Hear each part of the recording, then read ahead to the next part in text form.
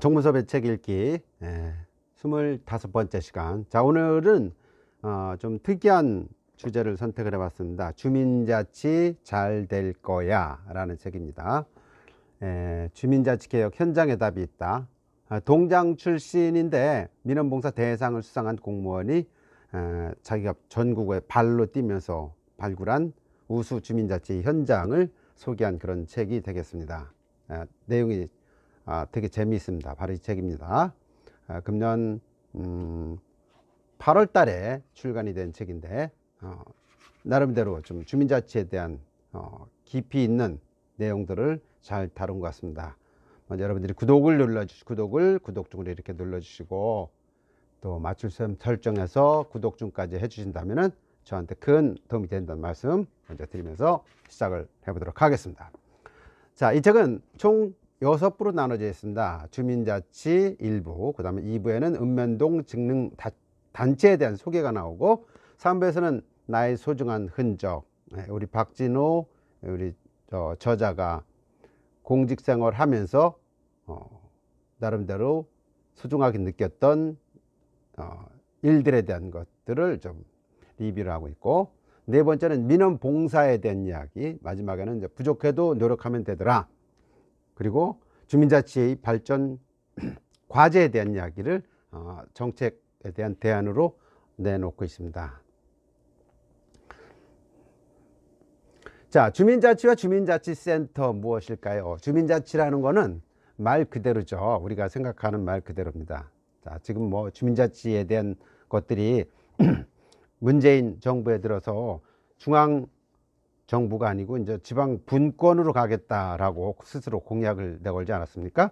이렇게 따라서 이제 주민자치에 대한 그 중요도가 계속 부각이 되고 있는데, 주민자치라는 이야기는 주민들이 스스로 지역 일을 결정해서 집행하고 책임지는 제도다.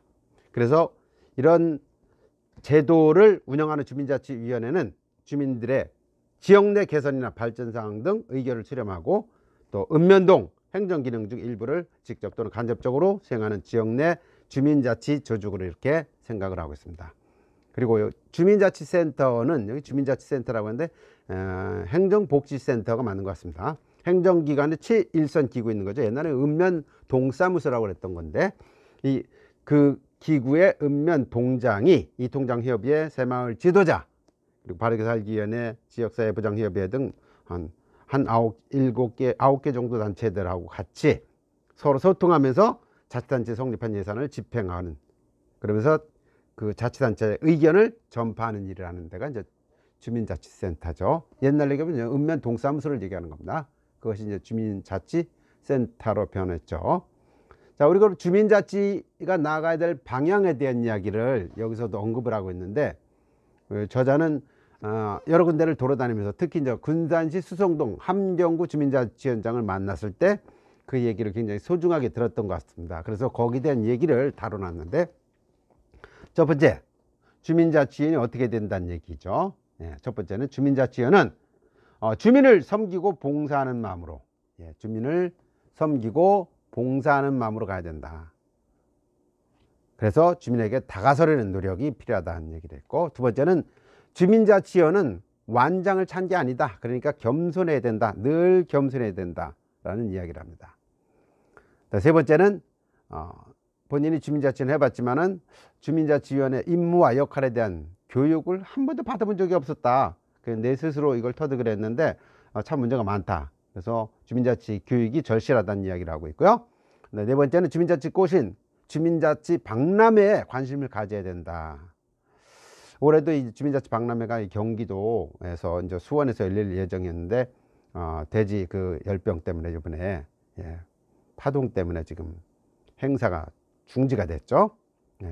1년에 한 번씩 열리는 그 주민자치 박람회, 주민자치 위원들이라면 반드시 관심을 가질 필요가 있다는 이야기를 하고 있습니다. 그리고 다섯 번째는 주민자치는 지역 편학 및 시협조상에 적극 참여할 수 있도록 행정복지센터와 긴밀한 협의가 필요하다는 이야기도 하고 있습니다.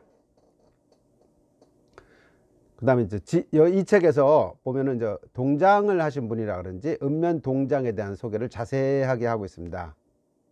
그 대한 노인회부터 시작해서 이통장협의회, 지역사회보장협의회, 방위협의회, 새마을협의회, 바르게살기협의회, 자원봉사대, 자연환경보전협의회, 한국자유총연맹에 대한 9개 직능단체에 대해서도 하나 둘 소개를 좀 하고 있습니다.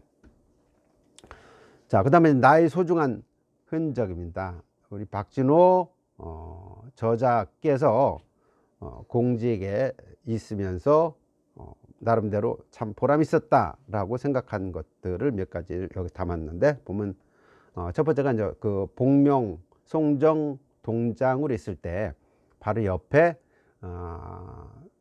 무려 수령이 400살이 된 소나무가 있었는데, 이 소나무를 잘 청주에서 가장 오래된 소나무라는 것을 우연히 알게 되고, 그래서 이름을 지어줘 라는 주제로 해가지고 이름 짓기부터 시작해 가지고 지역 주민자치위원장과 직능단체장들, 모든 사람들과 같이 커뮤니티를 이루면서 커뮤니케이션을 하면서 봉황송이라는 이름을 지어서 명명식을 하기까지, 이 자리에 이제 도종환 장관까지 참석을 했다고 합니다. 그래서 이런 하기까지의 과정을 정리해 놓은 내용이 하나 있고요. 두 번째는 용암 일동장에 근무할 때 그 장미 터널이라는 거를 만들어 가지고 장미 축제를 진행을 하려고 하다 이제 근무 발령지가 바뀌는 바람에 축제는 진행은 하지 못하고 했지만은, 지금도 그 지역에서는 용암 일동에서는 장미 터널이 아주 주요한 그 명소로다가